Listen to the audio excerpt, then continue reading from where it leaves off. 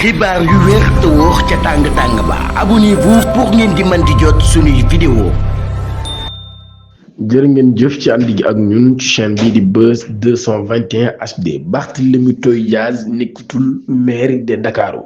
moom Barthélémy Toye Dias mi daan nay ñàkk ab mandaawum ca maire bu Ndakaaru depuis décembre 2024 waaye tey jii ginnaaw ab recours bu mu defoon ca cour suprême doon sàkku nag ñu daal di koy delloowaat ab mandaawu mairam ca Ndakaaru cour suprême daal nay jël ab dogal boo xam ni nag bu métti la lool ci carrière politique bu Barthélémy Toye Dias. Cour suprême daan nañu jël dogal daal di dëggal décision bi nga xam ne cour d'appel daan na koy jëloon ginnaaw ba préfet jëlee ab dogal ngir wax ni Barthélémy Toye Dias mi mënatul nekk maire bu Ndakaaru loolu yi nag daal di jaare woon ci ab condamnation boo xam ne amoon na ci digganteem ak ki nga xam ne moo di Ndiaga Diouf loolu yi mu waraloon kon moom Barthélémy Toye Dias ñu daal di koy condamné woon mu la ci amoon nag ab condamnation définitive ci loolu yi moo tax moom mënatul nekk kon ki nga xam ni moo di jëwriñ ji nga xam ni moo yoroon Ndakaaru. Abass Fall ba ko wuutu kon dafay wéy di nekk maire bu Ndakaaru ba li nga xam ni moo di atum 2027 maanaam ba quinquennat bi daal di jeex ngir ñu daal di mën a organiser yeneen élection lu jiitu loolu yi ay avocat am tamit daan nañu àddu woon Alaaji Malick Sall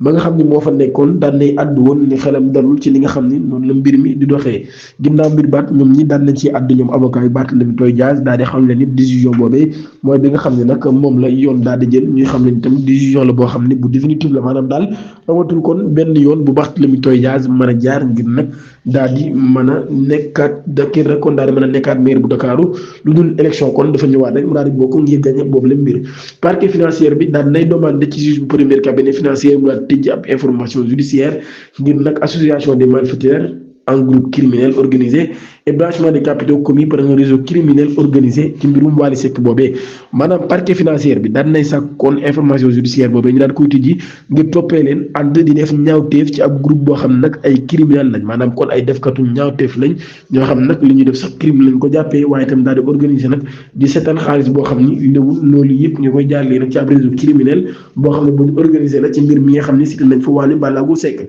Journal Libération di xam leen nag daal délégation de la division des investigations criminelles DIC daal nañuy amal ay opposition visant à directement le chanteur Wally Ballago Seck ak yeneen juróom benn nit yoo xam ne ci la ñu bokk kon ñoo xam ne yépp nag daal bu ñu moytuwul dig na leen teg loxo kenn ci ñoom sax daan nañ koy teg loxo moom mii di Saliou Sylla nekk nag koo xam ne kon jamono ji daan nañ koy teg loxo daal koy tudd na kon ci mbir mi waaye daan nañ koy diglu ba pare daal di koy placé nag en garde à vue ci jamono boo xam ne nag daal dañ koo diglu ci manière bu discret maanaam daal kon daanaka ci 4 minutes lañ ko defee woon. Investigation bi nag daal ñu ngi wax ni mbir mi dafa xew ci mbirum 5,597 milliards de francs CFA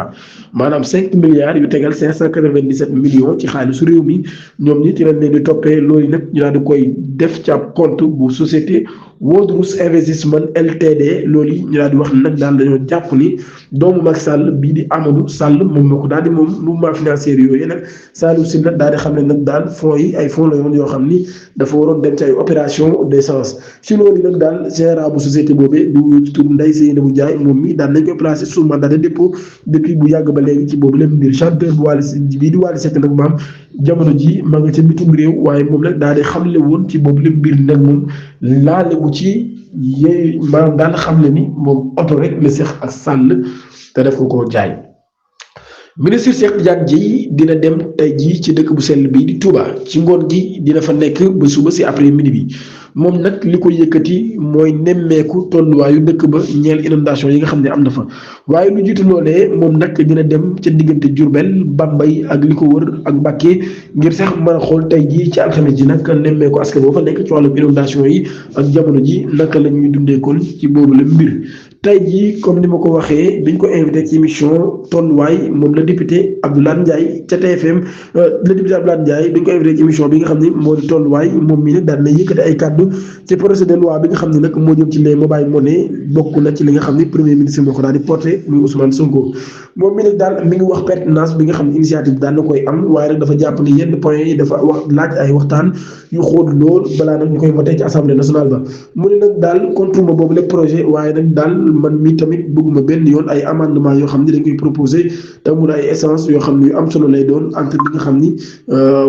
mooy ci boobu leen mbir moom mi nag daal jàpp na ne pourcentage yi ñu fixé ci boobu lay tax nag daal dafay nekk loo xam ne difficile lay doon ngir ñu modifier ko mais daal ay ajustement war na ci am ngir nag ñu daal di intégrer au niveau di décret d'application le parlementaire mi ngi fàttali na ba tey nag daal acteurs yu mobile money yi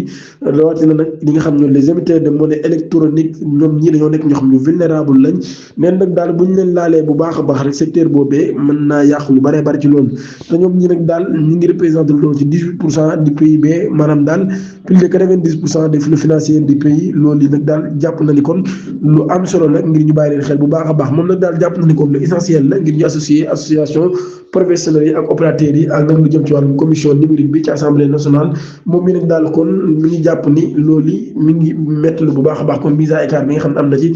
plan économique ñoo am laat jaay nag daal mi ngi avertir bu baax a baax ci fiscalité boo xam ni bu diis lay doon opérateur nag daal ñu d'accord lañ pour être taxé sur leur chiffre d'affaires mais relever les taux poser les populations à retourner vers les espèces ce qui affaiblit l'inclusion financière maanaam daal kon bu fekkee taux bi nag dafay yéeg mën naa yóbbu askan wi kon ñu delluwaat ci espèces yi maanaam ku ne xam na ni léegi askan bi lu ci ëpp seen xaalis seen téléphone lañ koy def te buñ ci delluwaatee nag daal mu ne loolu yi financièrement dina am dina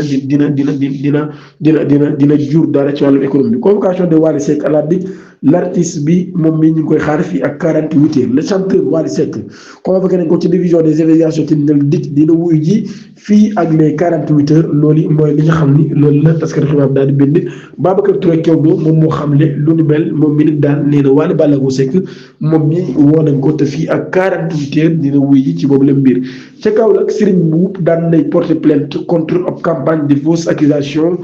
et menaces. Le maire de Kaolack, dirigé par Serigne Mboup, a annoncé le dépôt d'une plainte auprès des procureurs de la République contre plusieurs individus via YouTube, TikTok, ñoom ñii ak ay organes de presse ak ay chaînes locales yoo xam ne daal dañu amal ab campagne ci ay informations yoo xam ne du wér di ko accuser ak di ko saaga ak sax di ci jëbal ay menaces de mort ak di woote ay sabotage yoo xam ne dafay ciblé ki nga xam ni moo di les services municipaux ak organisation du 105e anniversaire de la ville bu Kaolack moom mi nag daal communiqué officiel bi nga xam ne génne na ko nee na ay actions viseraient à empêcher la tenue de l'événement municipal pourtant voté par le conseil et validé par l'autorité administrative. Les faits dénoncés tombant sous le coup de plusieurs articles du code pénal, division des fausses nouvelles, diffamation, injure publique, outrage et déposition de l'autorité publique, menace de mort, destruction des biens, ainsi que des codes des collectivités locales protégeant le maire et ses adjoints dans l'exercice de leurs fonctions. Kon daal mi ngi noonu moom maire bi nag yi nga xam ni